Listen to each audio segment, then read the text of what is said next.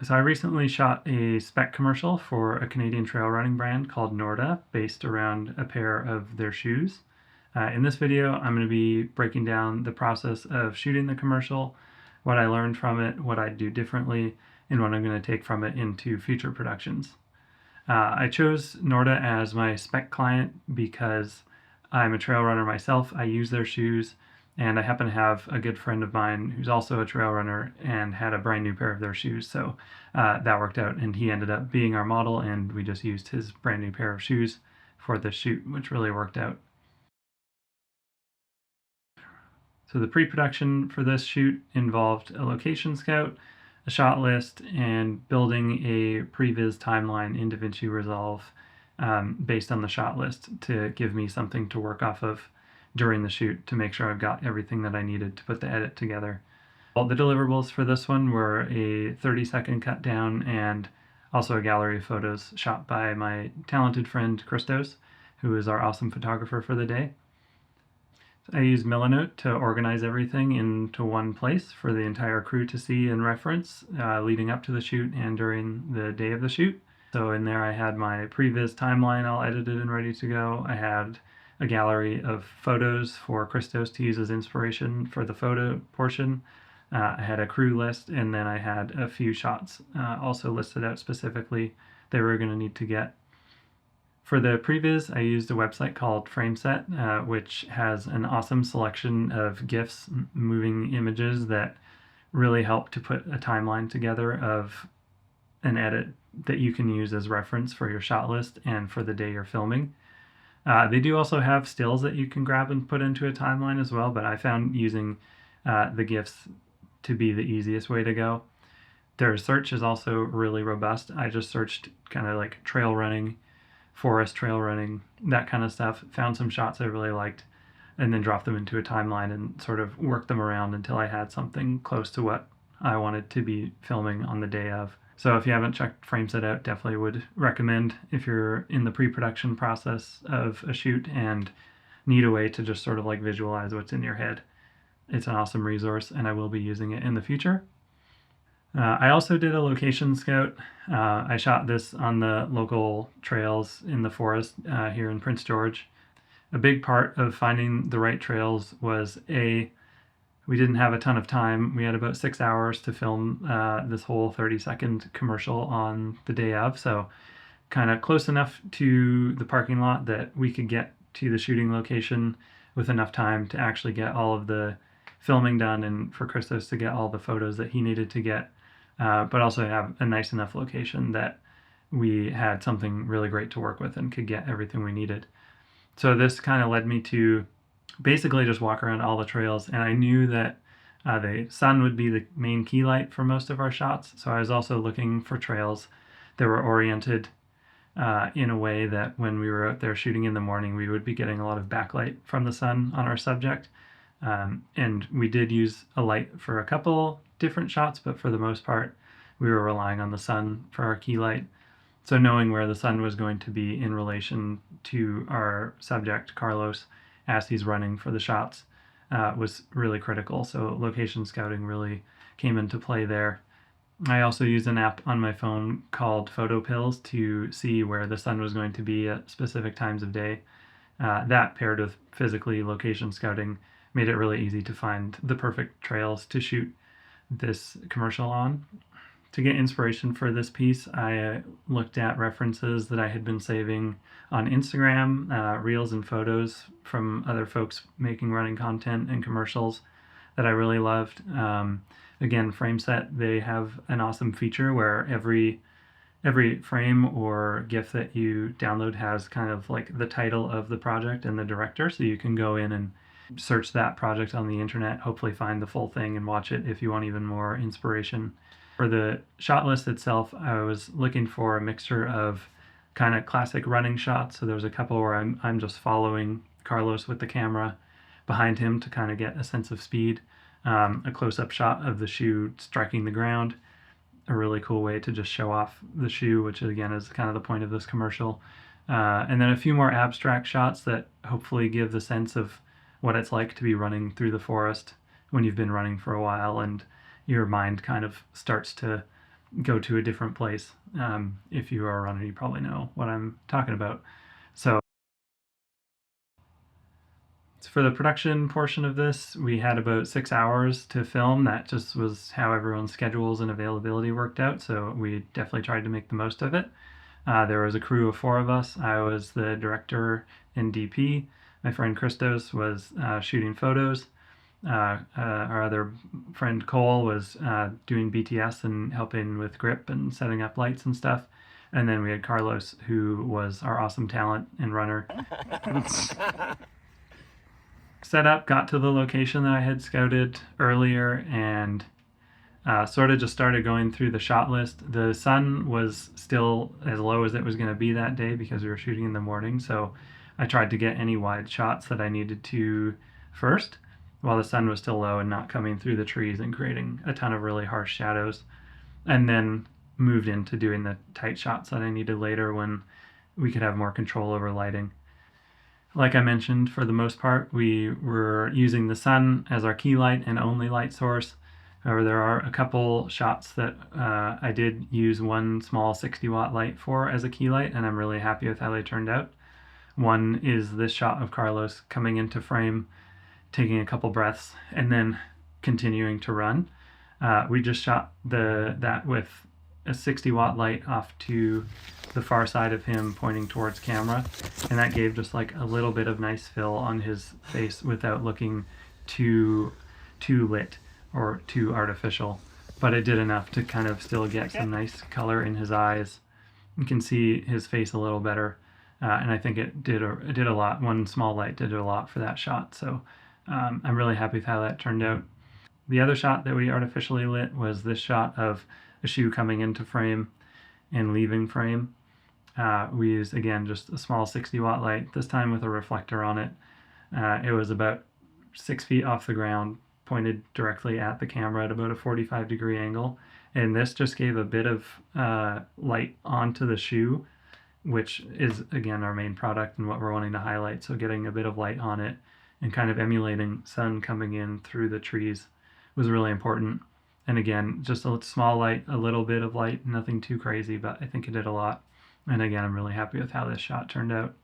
We also used the light for this shot of the shoes, kind of a product shot. We just set the shoes on this pretty cool log that we found, and Christos was just moving the light by hand around to kind of like light up the shoes and then put them back into darkness. And we ended up using this as a bit of a transition in the final piece, and I think it worked out really well.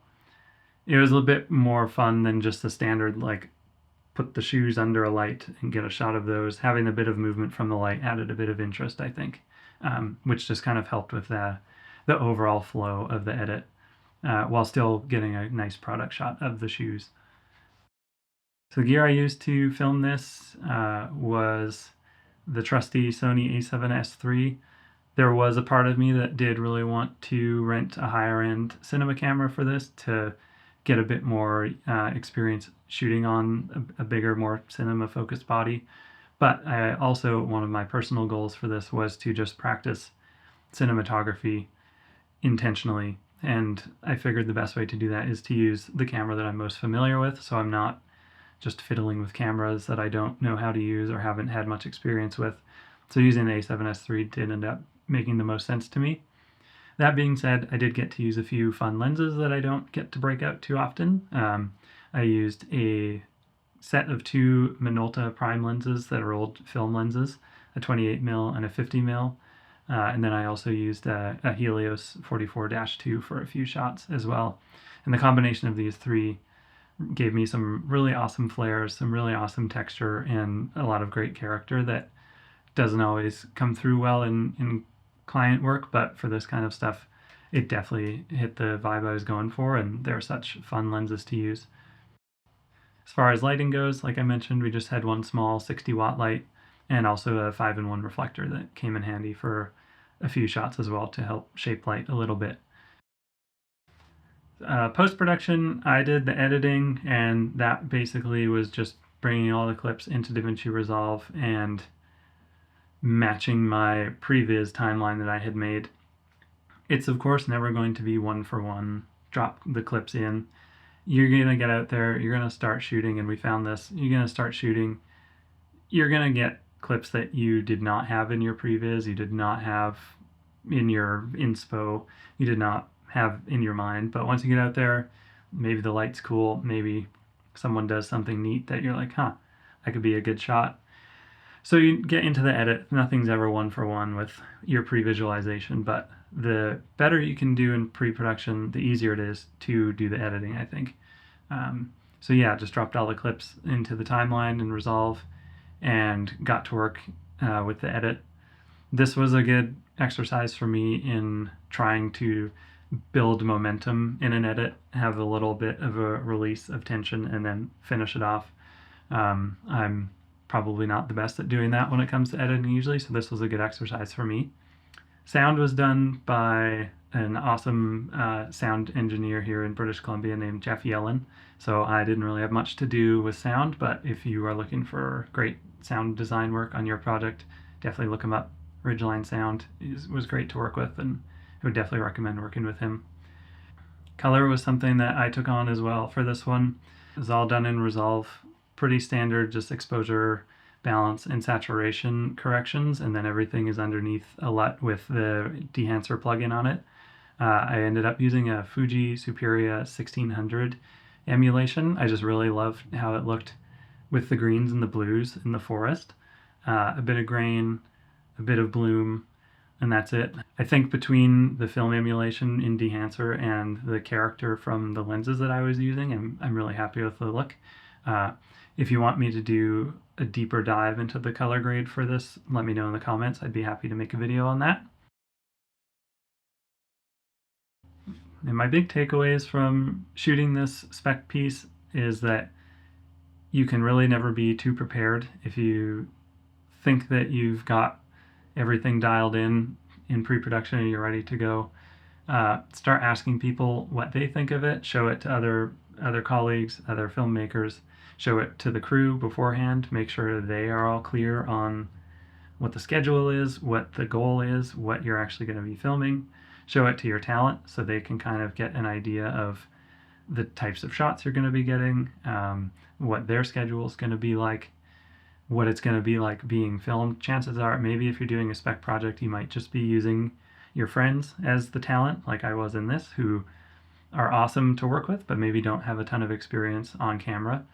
So kind of giving them some direction ahead of time can be really beneficial, and therefore having a really dialed pre-production process is beneficial for everybody. Another big takeaway is that you need to kind of take your time while you're filming. Hurry, but don't hurry at the same time.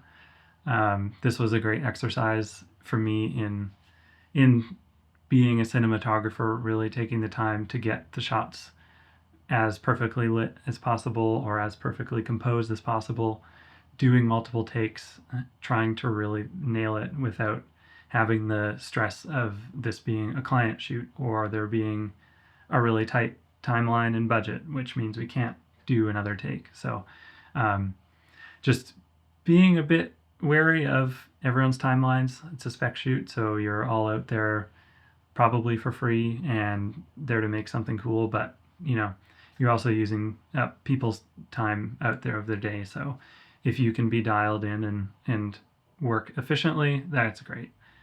Another big takeaway from this process for me was that you really shouldn't be scared of kind of pushing yourself out of your comfort zone. That's kind of the point of spec work, I think. You're probably going to be trying new types of shots, a new role maybe, working with a bigger crew, things you're not comfortable with. I think that is really the benefit of spec work. And trying to learn as much from that process as you can is super crucial. So push yourself when you're doing spec work. Don't just shoot something that is comfortable and you've done already and you know exactly how it's going to go and how it's going to end. This one I really did push myself a bit on the cinematography side of things, and also sort of doing the pre-production and having a small crew who were really just waiting for me to make all of the decisions and the schedule and everything. That was a bit of a new thing for me too. There's no client kind of dictating any part of that process. So that was very new for me. And I think I learned a lot about how to be organized, how to communicate with people, both on set and ahead of the shoot, and how to communicate your vision to everybody so that when you do get on set, everyone sort of has the same understanding of what you're there to make and how to best achieve that. So that's it for this one. I would encourage everyone watching this to go make spec work if you haven't already. And if you have, go make more. You'll probably learn a lot. You'll feel really good having a new portfolio piece, and you'll make yourself a better cinematographer or director or producer, whatever your role is. Go make some spec work that you can get those skills built up in.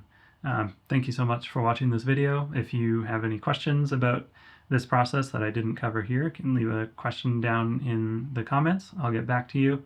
I'll see you in the next video. Thanks a lot. Bye.